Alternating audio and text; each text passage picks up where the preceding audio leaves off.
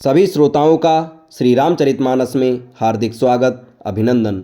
आज के इस वीडियो में आप सभी के सामने प्रस्तुत है श्री रामचरितमानस के बालकांड के दोहा नंबर 205 और 206 का संपूर्ण अर्थ। बढ़ते हैं दोहे की तरफ। व्यापक अकल अनीह अज निर्गुण नाम न रूप, भगत हेतु नाना विधि करत चरित्र अनूप। जो व्यापक अकल, निरवयव, इच्छा रहित, अजन्मा और निर्गुण है तथा जिनका न नाम है न रूप, वही भगवान भक्तों के लिए नाना प्रकार के अनुपम अलौकिक चरित्र करते हैं। यह सब चरित कहा मैं गाई, अगिल कथा सुनहूँ मन लाई। विश्वामित्र महामुनि ज्ञानी, बिसहि विपिन शुभ आश्रम जानी। ये सब चरित्र मैंने गाकर बखान कर कहा। अब आगे की कथा मन लगाकर सुनो। ज्ञानी महामुनि विश्वामित्र जी वन में शुभ आश्रम पवित्र स्थान जानकर बसते थे।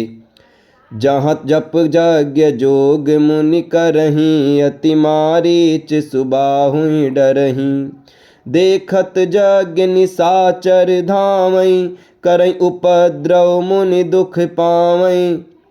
जहाँ वे मुनि जप यज्ञ और योग करते थे, परंतु मारीच और सुबाहु से बहुत डरते थे। यज्ञ देखते ही राक्षस दौड़ पड़ते थे और उपद्रव मचाते थे, जिससे मुनि बहुत दुख पाते थे।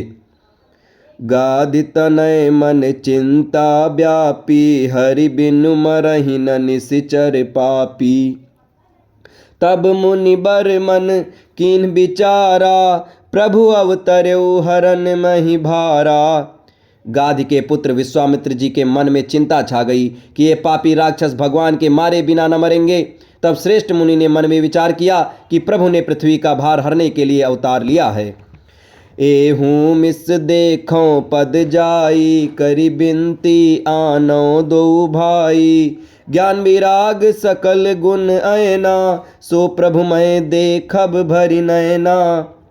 इसी बहाने जाकर मैं उनके चरणों का दर्शन करूं और विनती करके दोनों भाइयों को ले आऊं। आहा, जो ज्ञान वैराग्य और सब गुणों के धाम हैं, उनको मैं नेत्र भर कर देखूंगा।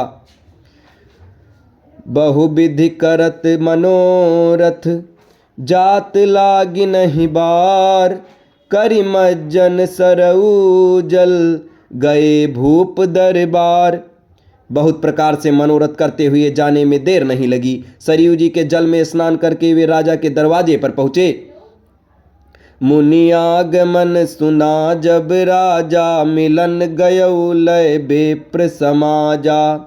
करि दंडवत मुनि सन्मानी, निज आसन बैठा रहियानी।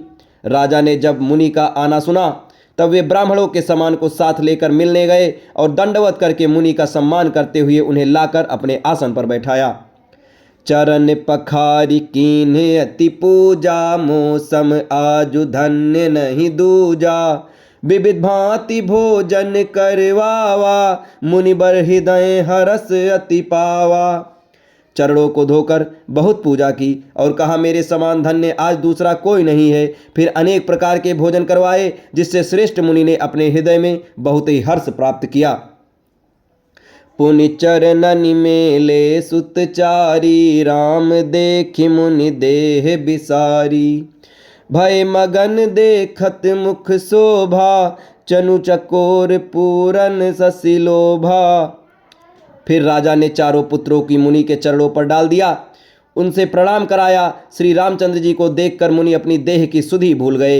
वे श्री राम जी के मुख की शोभा देखते ही ऐसे मग्न हो गए मानो चकोर पूर्ण चंद्रमा को देखकर लुभा गया हो। तब मन हरसि बचन कहराऊ, मुनि यस कृपा न कीन्हु काऊ। कहि कारण आगमन तुम्हारा, कहूँ सो करत न लावहूँ बारा। तब राजा ने मन में हर्षित होकर ये वचन कहे, हे मुनि, इस प्रकार कृपा तो आपने कभी नहीं की। आज किस कारण से मैं आपका शुभागमन हुआ, कहिए, मैं उसे पूरा करने में देर नहीं लगाऊंगा। असुर समूह सतावहि मोही, मैं जाचन आयऊँ निपतोहि।